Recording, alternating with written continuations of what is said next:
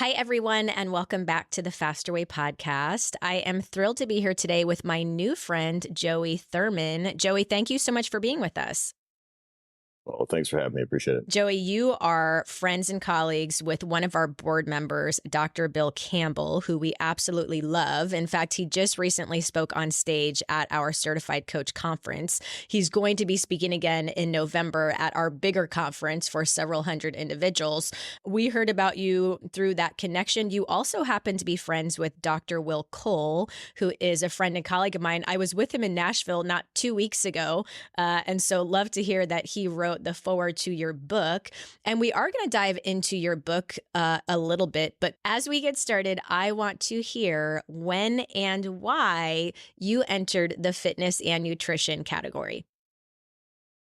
Oh man, I think you could ask me that question 10 different times. I probably have 10 different answers. So I grew up playing sports my entire life, hockey through college, and it's always just been a part of me.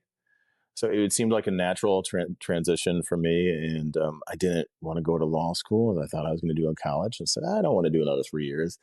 And just started focusing on that and picked up in my yellow Mustang convertible and drove to Chicago and interviewed with some gyms and just took a job. And I really didn't know what I was doing at the time, honestly. I just got certified. And I'm like, I like working out. And then I realized after college that I liked learning, which is kind of ironic to say. Like I just sort of got through college, honestly, to keep my grades up to keep playing hockey. And then I just got a degree. And then I realized as I was, done in college that I really wanted to educate myself in nutrition and all aspects of fitness and health. And it's kind of morphed into something much bigger from there. That is awesome. I'm sure that it maybe began that way, but you developed such a passion because I often say, I didn't choose the fitness industry. The fitness industry chose me. Like I didn't enter into this category to make money. I just had a passion for it over time. I continued with that passion. I was able to find a path to more scalability and sustainability when it comes to a business model. But even now, it's like I don't do it for money. I wake up every single day and I choose the fitness industry because I believe it's the best industry in the world and the best path to really empower someone with preventative wellness. So you recently wrote a book and it's called The Minimum Method. And I love this book because as I was looking at the summary, it's really aligned with my personal strategies that working out more and eating less is not necessarily the way to sustain a healthy lifestyle for 365 days per year. And that's like a big, big message for us. So let's dive a little bit into the book. When did you write it? Why did you write it? And then we'll talk about this whole working out more, like working out 3 hours a day, eating 1,200 calories a day. Like that's not the sustainable way to live a healthy lifestyle. Yeah, absolutely not. I mean, look, it came out in December of 2022, so a year and some change now. It took me about a year to write it, and if anybody's ever gone with a publisher, they know it's a long process. It was written for probably a year before we were actually pushing it. My first book was self-published. I wrote that, knocked it out, and was ready to go the next week, Yeah. which is kind of funny. But yeah, I wanted to come up with a book that was digestible for individuals, and well, I guess the nutrition section is definitely digestible in a way where we look at the research and see what the minimum effective dose is for working out, for nutrition, for sleep, for mindset, for everything. I was diagnosed with depression at 14, and Mm. fitness, I think, truly saved my life. So I look at all of that and say, okay, what is the minimum that you need for exercise? What does the research say? Sets, reps, everything from there. What happens with metabolic adaptation when you're eating too less and you're trying to, outwork a bad diet or eat too little? And we can get into that more. And especially with females, and I've been working with people since 2006 professionally, I see that being a massive hindrance in the results, not only physically, but mentally as well. And I've experienced this. I competed in bodybuilding and got third in nationals this year. And it's the point where you look the best you ever have on stage, but you feel the absolute worst. And people honestly think that that's the way to go, right? That's how health should be. Is you should be shredded and ripped and striated, and that's the healthiest individuals. And often those people are the unhealthiest if you were to look at the blood work. Yeah. I mean, your hormones are completely out of whack there. Without getting too much into it, I mean, your sexual health is way down. You don't have no desire to be with like your significant other or anyone if that's your choice there, and things will start shutting down. And there's going to be a negative feedback loop or a positive feedback loop based off of what you're doing in your lifestyle factors as well. So I know that was a mouthful, but yeah, people look at just working out so hard and then also cutting all these calories. And if you're looking at research and you cut too many calories, the weight loss is going to be on the scale, but it's going to be a good amount of lean tissue, which we don't want to get rid of.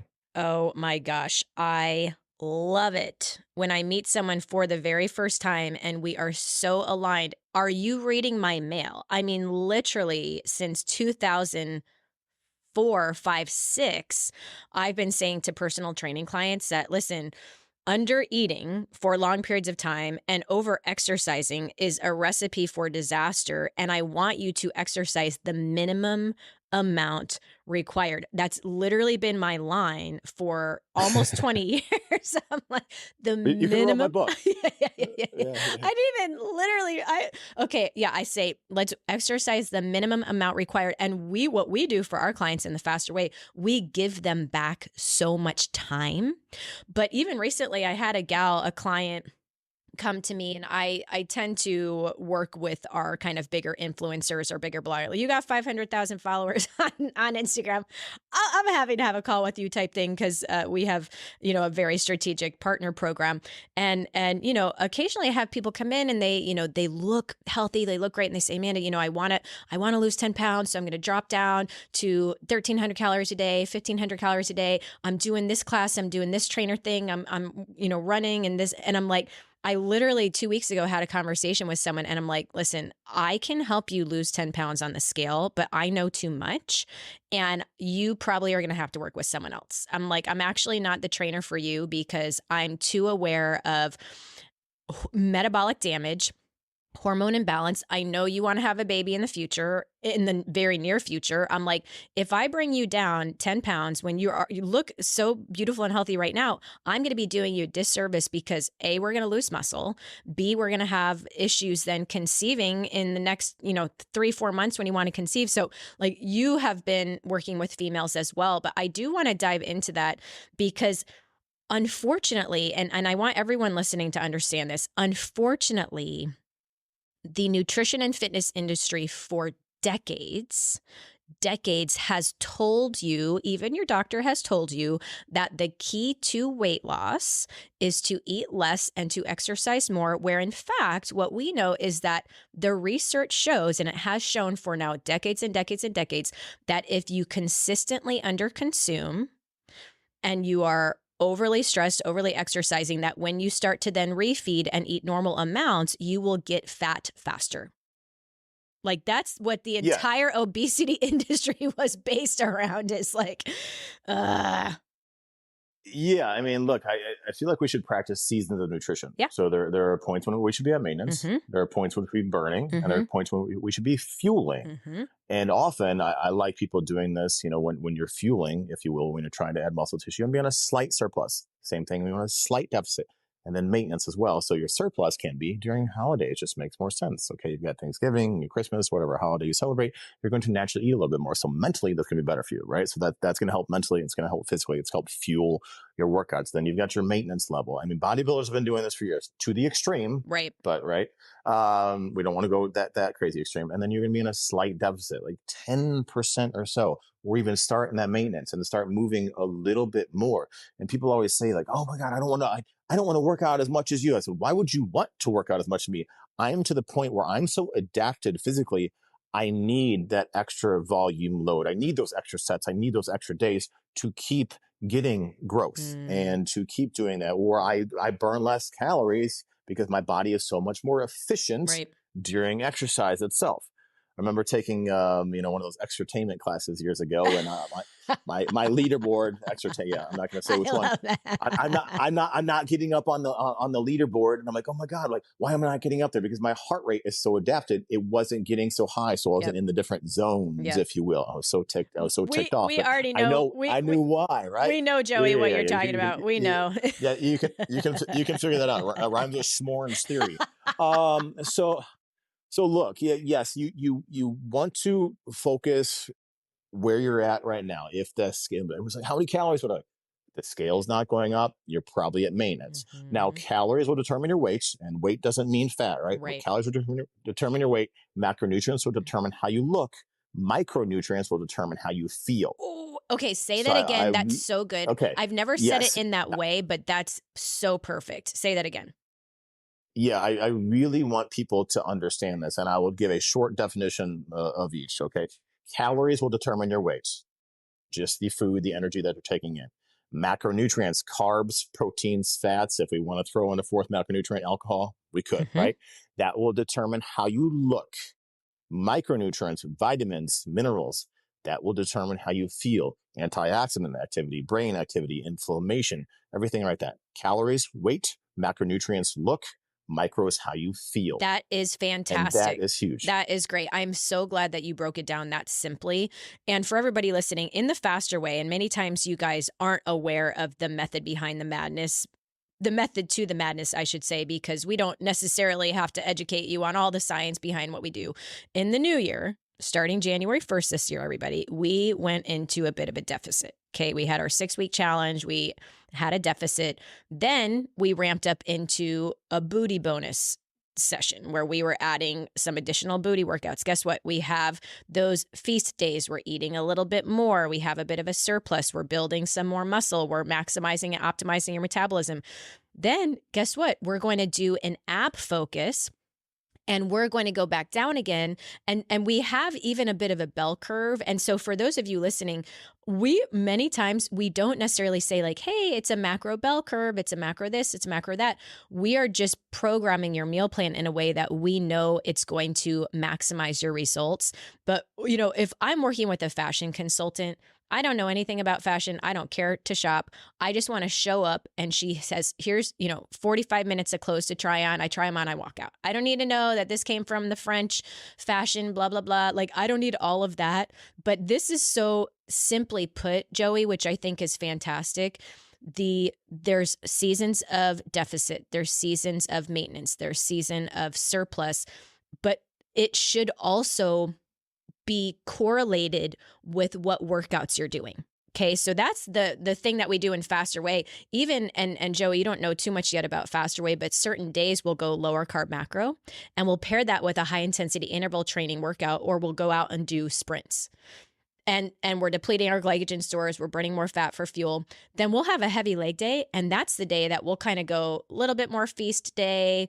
We're even having kind of our treat that day. I'm going to the pastry shop, with my 5 kids that day. So we're very, very strategic. But for you guys listening, like, I want you to trust the process, because we are presenting it to you and we're empowering you. It's just, we're not always saying like, here's exactly why and when and how. So, Joey, it's just nice to kind of hear that background from you too, because you're so aligned. Talk a little bit about exercise snacks. What are exercise snacks? Because I've heard that you like to allude to this. Yes, we're not talking about food. Okay, like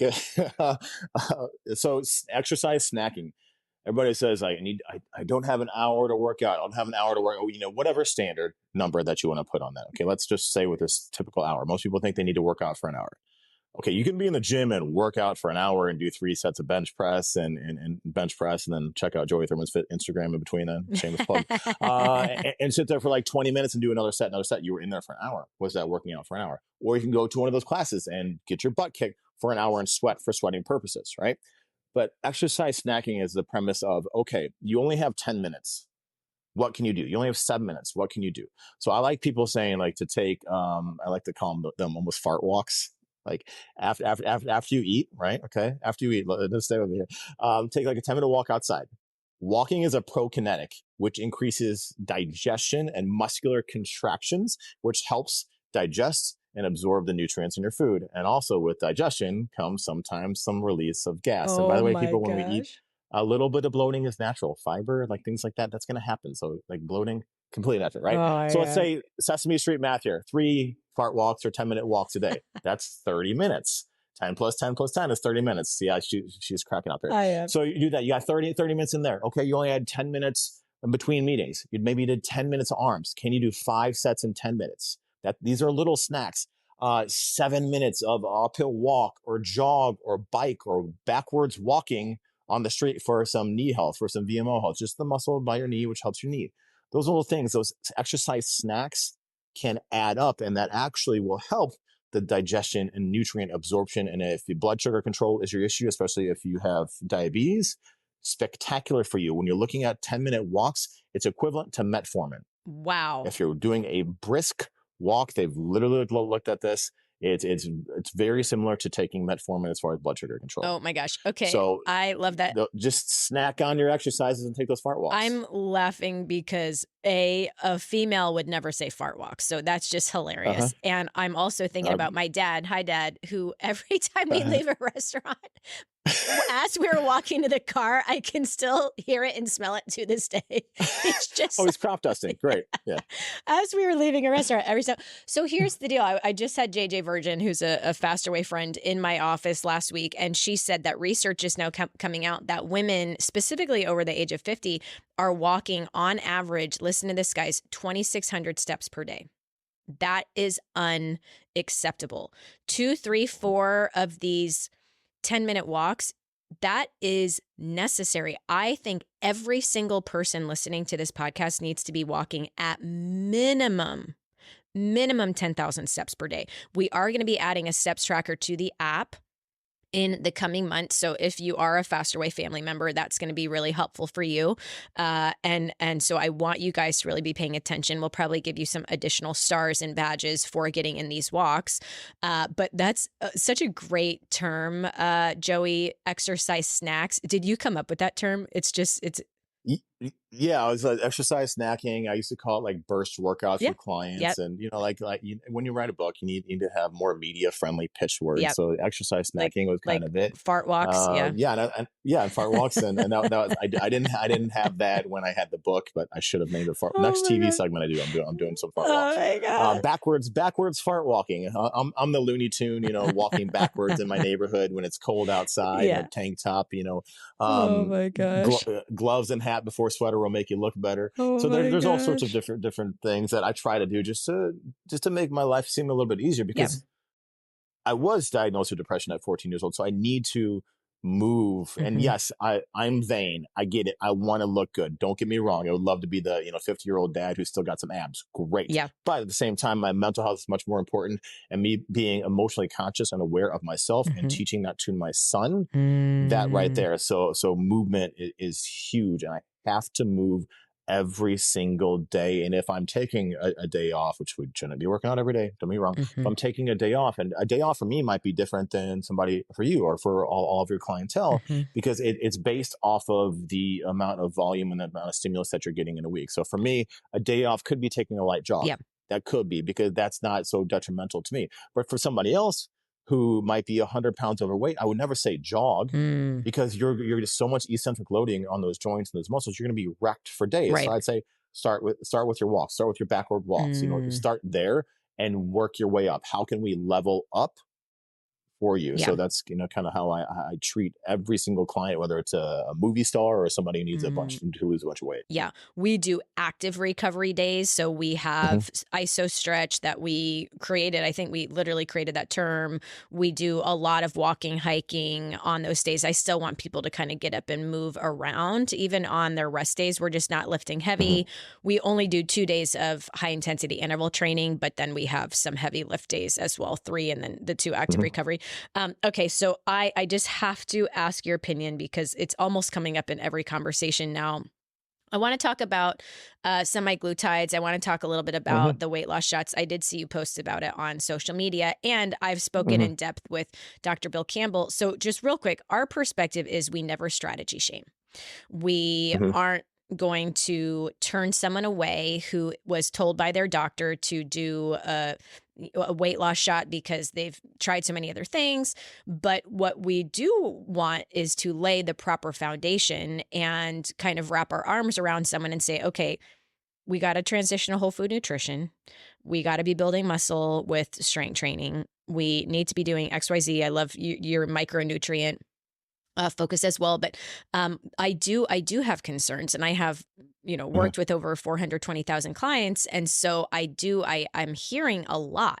But I just kind of want to hear your perspective as this is becoming more and more common for people coming to us. Yeah, absolutely. So I like not shaming anybody by any means. I had one client that for years who's a TV personality, let's just say. Hmm. Um, you know what? Honestly, like I'll say his name because he was open about it. So there's this weatherman, Tom Skilling in Chicago, Hmm. WGN, massively famous weatherman, and he was overweight his whole life, and he just couldn't do the right things. I was showing up to his place, he lost some weight, and then would gain it back, and so he actually had to get gastric bypass. And for me, you know what? He had to do that, and it's made him so much healthier. Yeah. So I would not shame him for that. Hmm. Everybody's like, "Oh, it's the easy way." I don't believe that. I think some people have to go to certain Yeah. lengths to get to that point. Hmm. Okay, so right there, fine.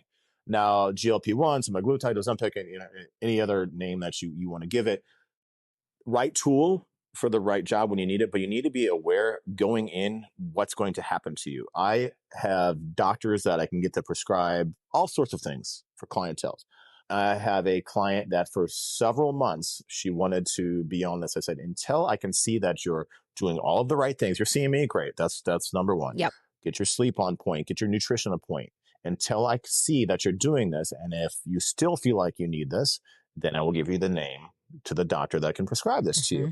And finally, she tracked everything and made sure she was on point with that. And then she still felt like she needed that. I'm like, okay, cool. Had it prescribed for her. I'm like, here's the thing. You're not going to be hungry. You're going to have some sulfuric burps. If you don't track your calories, your protein, if you're not coming in to see me, you're going to lose weight, but it's going to be a good amount of fat-free mass. And in the end, when you get off of this, because she didn't want to get off of it, she wanted to go down to a maintenance dose and Yep. eventually get off. When you get off of this, you're going to be a little bit worse. You're going to have less muscle tissue, which is metabolically active, not as metabolically active as we once thought, but definitely metabolically active.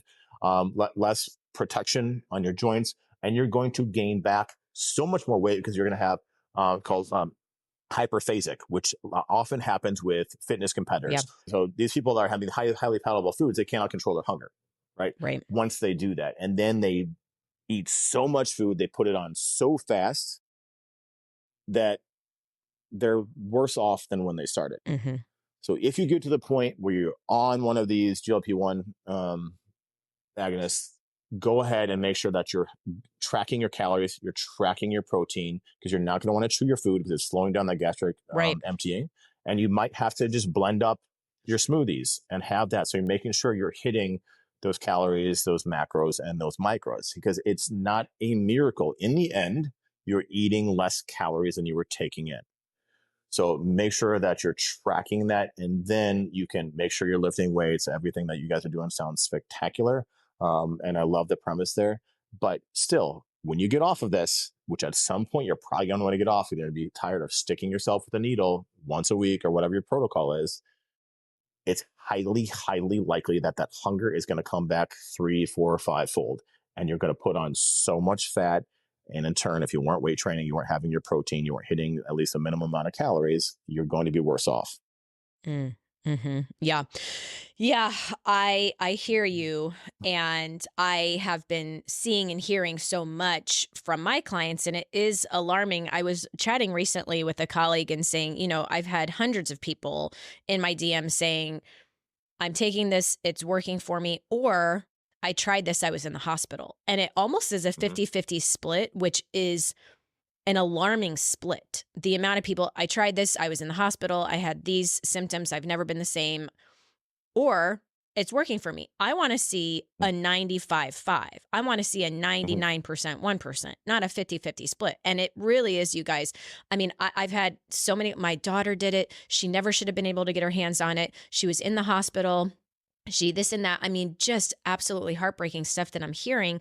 But then there Yep. are those colleagues, those friends, those people I know who say, actually, it worked for me because am unable to stop obsessing over food unless I have this drug. Like I'm Mhm. the type of person who would kind of, and I'm a psychology major. That is my background, so I understand the need for medications in many cases for many reasons. But I think the most alarming thing for me is this 50-50 split of the feedback I'm receiving. Either, yeah, it's working for me, I'm on it, I haven't tried to go off. I'm not eating that much, but I'm still trying to work out, blah, blah, blah. It's kind of the first thing that, yeah, my hair's falling out, da, da, but it's like it is working. And Right. then I have the other, like, oh my, I'll never do it again. This and that. I think the thing that's really alarming is the lack of education many doctors have when they are Mhm. prescribing it. So I have certain people that I'll say, okay, if you're really believing you need this, I want you to work with XYZ person who's going to put you in a bod pod, do a DEXA scan, make sure that they're tracking your muscle, make sure that we're not having major atrophy, make sure that you're prioritizing protein and micronutrients as well. So, but I really don't know if there is a magic pill. I wish there was. I would sell it. I wish there was. Yeah, I mean, I saw that too. We'd be better off, but I mean, well, financially, that is. Yeah. Now, so when people are doing this, finally, like I think the clip you saw was a News Nation segment I did. It's a national news show, and they were talking about like, hey, when people are getting prescribed, let's just say Ozempic for Yep. easier terms here, they're getting prescribed Ozempic. Doctors are now recommending that you talk to a dietitian. Spectacular. Like finally, they're saying this because doctors, everybody, for the most part, doctors have no idea about nutrition, no idea about exercise. A lot of them Mhm. are getting better, Yeah. but just because they have an MD or a DO or you're some sort of doctor or chiropractor doesn't mean you know everything about everything. Just Mhm. because you have a PhD doesn't mean you know everything about everything. Like your PhD could have been in history, right? You can Mhm. read research, spectacular, great.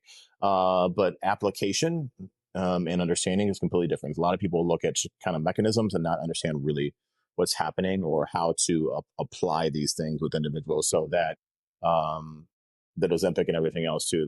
Really, really have to do your homework and make sure that after, can you handle this when you get off of it? Right. Because I think in a few years from now, I really think it's just going to be one of those things that like, oh, remember when that Ozempic was huge? Because something else is going to come out. Mhm. And I'm Mhm. really scared for individuals, and I'm glad for the people that's helping. I Yeah. really am. I Same. think it's spectacular for some people, Yeah. but those people that you talked about were going to the hospital or feeling sick.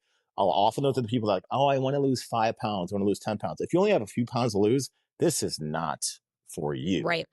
Okay, like then you take a look back at not only what diet you're on, but what diets have you been on your entire life, Mm. which will affect your metabolic rate, which will affect your hormone levels. Did you do a comprehensive blood panel? Did you look at that? Did you go to some sort of functional nutritionist? Did you go to a doctor that actually can read your labs and, Right. and look at all of these ratios? So if you did all of that and you feel like, okay, this is for me, I want to give this a shot, literally and figuratively. Yeah. Then go ahead and that can be for you. But you have to educate yourself and you have to do your own homework. Yeah, yeah. And I think that's the perfect stance. And I agree. I'm so happy for the people that this is working well for, who are under the care of the right physician. And I think that's, a big aspect of the key.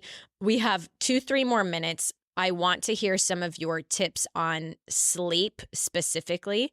And I often joke, I'm like, I'm not going to take tips from sleep from a guy who doesn't have, 5 kids at home and, the baby's up at night. But let's dive in. What are some of your top tips for sleep hygiene? Maybe like the two biggest levers to pull.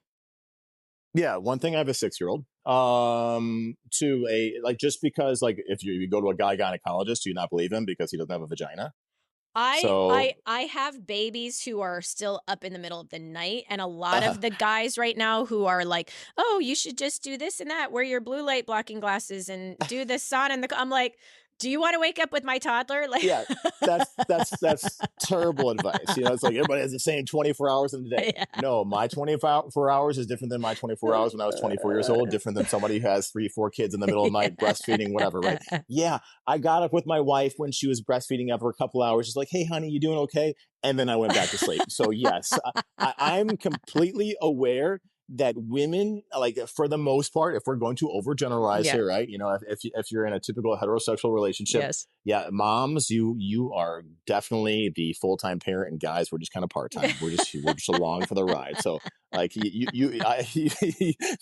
we can bet on that one. So tips for sleep. So one, I just look at what you're doing. Look at your day, because your day sets up your night. Yeah. And a lot of times people are focusing on what they're doing in the evening, but what are you doing during the day that can help your evening be more restful? Okay, Mhm. so for females, you metabolize caffeine slower.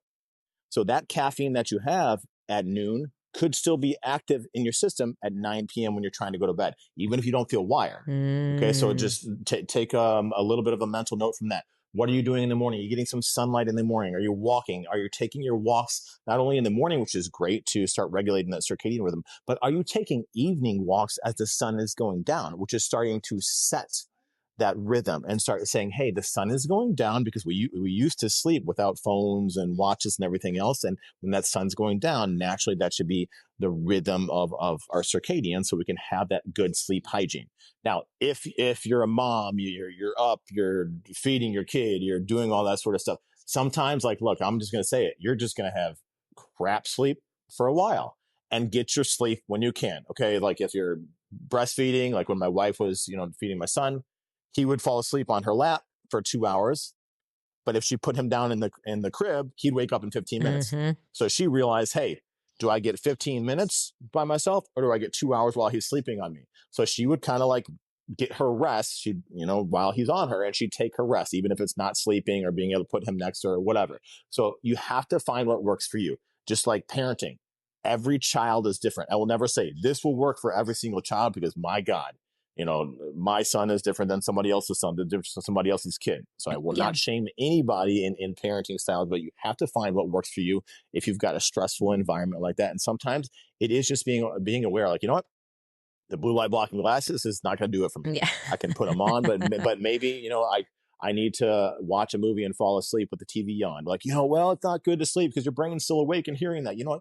But at least some rest is better than none. Yeah. And then get that sleep in when you can. Get those, we sleep in an hour and a half cycles. So if you can get an hour and a half nap during the day, spectacular. Try to Oh. sleep that. So then we go through our full. It depends on what research you're looking at. Whether it's Yeah. I learned 5 sleep stages, but 4 or 5 sleep stages. Right. Whether you're sleeping that hour and a half cycle, because you ever wake up like 45 an hour minutes into a nap or anything like that, and you feel really groggy, Yes. but then sometimes you wake up and you're wide awake. That's when you're in your lighter stages of sleep.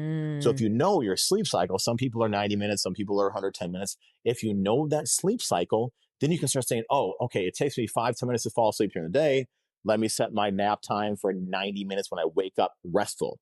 Because if it's 120 minutes, you may wake up in a deeper sleep stage and be worse off for it. So you just have to kind of write down and look at your life as a movie, Yeah. and write it down. Like, and you're going back at it, and it's a trailer. Like, oh, my day is this. I woke up this. I took a walk. I didn't do this today. I actually felt worse. I didn't take a walk. I took a nighttime walk. I felt better. And think of this as like an antidepressant medication. It was like, oh, I started my Zoloft, my whatever, and in one day I'm not better. Well, this needs to build up in your system. So these habits, these habit stacking, need to build up eventually for Mm. you to have that proper sleep hygiene. Yeah. So doing the blue light glasses one night is probably not going to fix you, but maybe weeks in a row, maybe you'll start there. Maybe you'll start resting, and maybe just that sheer act of putting on the glasses, just that act is triggering you to, okay, it's time to calm down.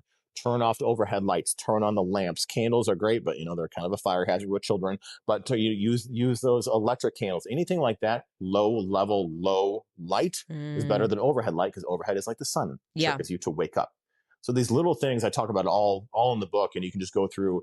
I even put them at the end of the chapters. Most people don't read full books. I get it. So I put little cliff notes on the end of every chapter. Cute. You can skip through and just look at what's going to help you, and look at the bullet points and check those things off. Love it. I know that was a lot, but these little things can really go a long way. Yeah. So when you have these big stressors in life, then the little things aren't added on top of the big stressors. Yeah. Yeah. Joey, where can we find you online? Yeah, so Joey Thurman not Fit, Joey Thurman Fits on Instagram, TikTok, Joey Thurman Fitness on YouTube. Yes, I'm on TikTok, so I gave up at life. But yeah, I'm all over joeythurman.com, and I do respond to every single DM, assuming they're appropriate. Yeah, Amazing. yeah, and you can even email me, Joey at joeythurman.com. I will respond. Amazing. Joey, thank you so much. I am so glad that we had the opportunity to chat, and I love that we are so aligned. And we will definitely be checking you out on Instagram and TikTok and all the places, and we'll be looking at your book as well. So, Yeah. everyone, I'm glad that you took the time to get all the way to the end of this episode. Happy sleeping, happy lifting and walking, and we'll see you on the next episode. Bye, everyone.